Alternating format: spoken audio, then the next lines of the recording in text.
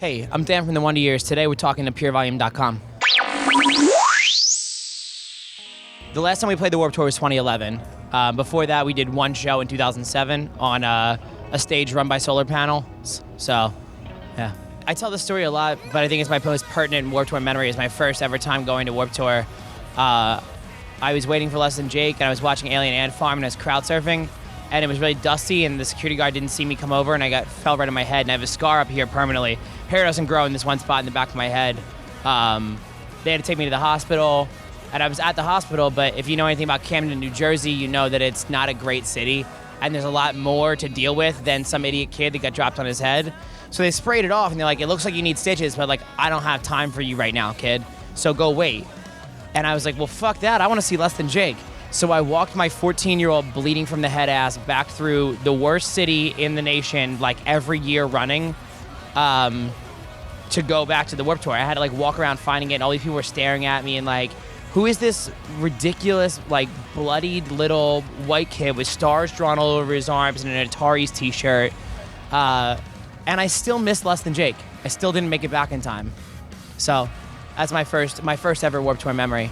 Well, today, not very different. I don't know if you saw me limp over here, or if the fact that I'm in gym shorts is because I fell off the stage about a half an hour ago, and I cut up the back of my legs real bad, and my tailbone's pretty bruised, so I'm very ginger right now. And 2 shows ago in Portland, I stepped on the mic stand, it swung back and hit me in the face, so I kind of have like a little bit left of a shiner in here. I don't know if you can see it. It's almost gone by now, and my lips all cut up.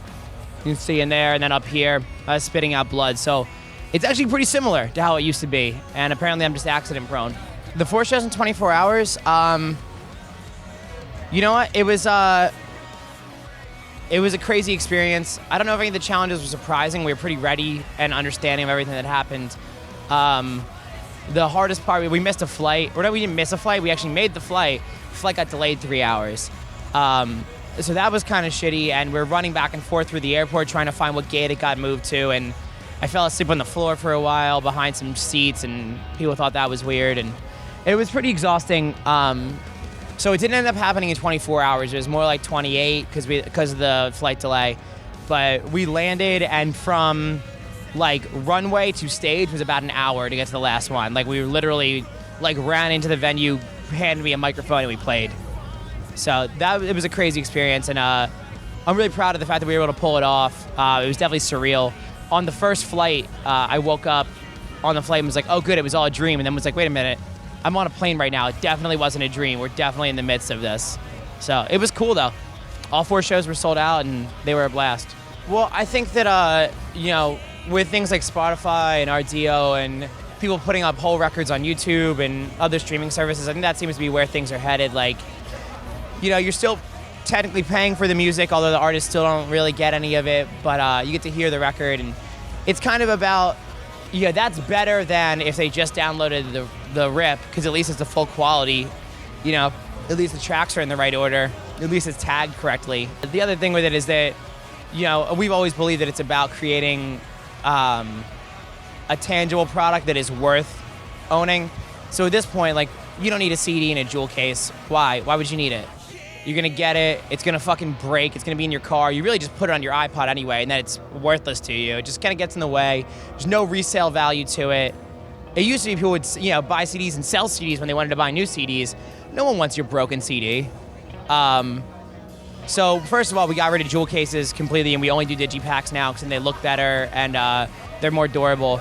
But we also try to do a lot of stuff on vinyl and make the packaging worthwhile, and we did a spot gloss treatment on the cover of this one that I thought was really cool. And yeah, it's about something tangible and limited and cool to own that's worth something. You gotta be a trooper to handle a Warped Tour. And it's 8 hours in the sun, and you're going all day. These kids, yeah, you think when you're playing the last set, like, oh man, the kids are gonna be half asleep. And sometimes they're tired, sure, but they still go. And it's impressive. It impresses me. I think that's the big difference, is that you're here and you're in it for the whole day, and you're a fucking trooper if you're going to Warped Tour. We have 35 minutes. You want to play the newer stuff, but you don't want to put too much emphasis on it because the record just came out. You got to have people time to digest it. You want to play stuff from the whole gamut. And so really what it ends up being is just play the hits kind of thing. We try to slide maybe one in that's not necessarily the most expected. But what it comes down to is you play the songs that the people know and they want to hear. Because while like the super fan is probably like, man, I was really hoping to hear this B-side off this record 2 cycles ago. The reality of it is, if I played that song, that guy would be excited, but then the other 1,999 kids watching us would be pissed that I'm playing a song they never heard of before, and they came there to sing along. And so we try to give them something to sing along to.